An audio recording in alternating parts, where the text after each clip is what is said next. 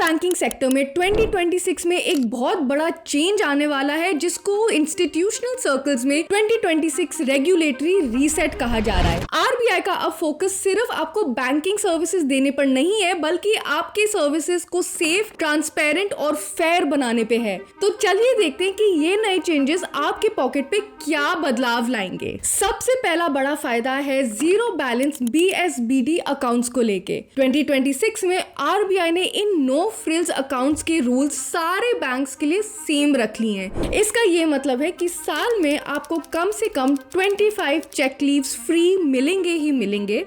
आपको ATM कम debit card मिलेगा जिसकी कोई इशुएंस फी या एनुअल मेंटेनेंस फी नहीं होगी, और साथ में इवन दो आपको सिर्फ 4 फ्री कैश विड्रॉल्स मिल रहे हैं ATM से, आपके जो डिजिटल ट्रांजैक्शंस होंगे जैसे कि UPI, NEFT, IMPS, RTGS ये फ्री रहेंगे। ये आपके उस 4 लिमिट में काउंट नहीं होंगे और ये अनलिमिटेड होंगे। सेकंड है मिनिमम बैलेंस पेनल्टीज का टेंशन अब खत्म। हम सब ने कभी ना कभी बैंक को भारी पेनल्टीज पे किए हैं क्योंकि हम मिनिमम बैंक बैलेंस नहीं मेंटेन कर पाए, और कभी कभी तो हमारा अकाउंट तो नेगेटिव बैलेंस में भी चले जाता था। लेकिन 2026 में ये नहीं होने वाला है। फर्स्ट ऑफ ऑल, जो आपके पेनल्टीज होंगे वो प्रोपोर्शनल होंगे।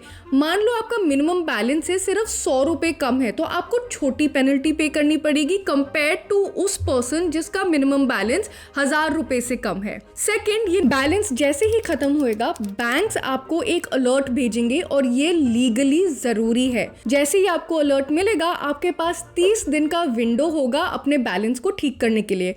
और सबसे जरूरी बात, पेनल्टीज के चक्कर में आपका बैंक बैलेंस अकाउंट अब नेगेटिव में नहीं जा सकता है। थर्ड है डिजिटल पेमेंट्स की सिक्योरिटी। अब इंडिया में डिजिटल पेमेंट्स तो बहुत बढ़ रहे हैं पर साथ साथ बहुत सारे फ्रॉड्स भी बढ़ रहे हैं, तो आरबीआई ने इसका एक सोल्यूशन निकाला है। पहले हम सिर्फ एक OTP से काम चलाते थे, लेकिन आरबीआई ने 2 फैक्टर ऑथेंटिकेशन अब मैंडेटरी कर दिया है, जिसमें से जो आपका सेकेंड फैक्टर होएगा वो डायनामिक होएगा। इसका ये मतलब है अगर आप एक नए डिवाइस से या नए लोकेशन से एक बड़ी अमाउंट को ट्रांसफर कर रहे हो तो बैंक आपसे फिंगरप्रिंट मांग सकता है या कोई अदर बायोमेट्रिक आइडेंटिफिकेशन मांग सकता है, ताकि वो श्योर हो कि कोई आपके पैसों को चोरी करने की कोशिश नहीं कर रहा है। बैंक्स ने ये रिक्वेस्ट भी दी है कि 100 रुपए से कम वाले ट्रांजैक्शंस पे SMS देना बंद करें, लेकिन घबराइए मत, आप पुश नोटिफिकेशंस और ईमेल से अपने हर 1 रुपये का ट्रैक रख सकते हो। फोर्थ है ATM चार्जेस और कार्डलेस विड्रॉल्स के बारे में। अब ये थोड़ी सी बुरी खबर है, बैंक्स के लिए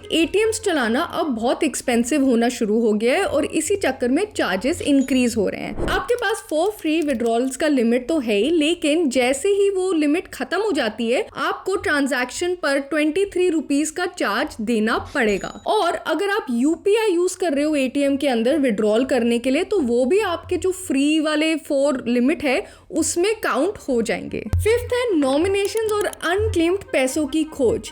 क्या आपको पता है कि बैंक्स में 74,580 रुपीज अनक्लेम्ड ही पड़े हुए हैं। इस प्रॉब्लम को सॉल्व करने के लिए आरबीआई ने एक बहुत अच्छी रूल निकाली है।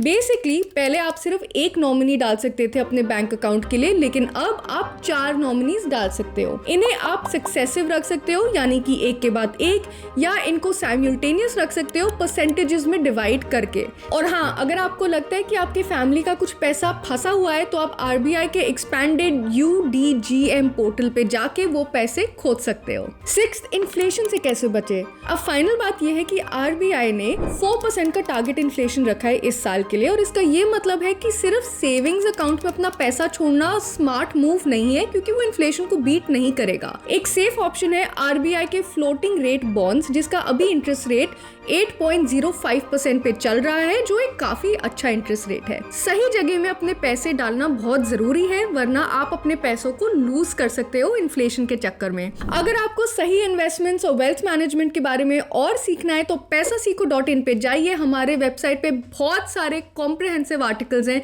जो आपको जरूर हेल्प करेंगे। वीडियो अगर पसंद आया तो प्लीज अपने फ्रेंड्स के साथ शेयर करो, वीडियो पे लाइक करो और पैसा सीखो को जरूर सब्सक्राइब करो। Keep earning and keep growing.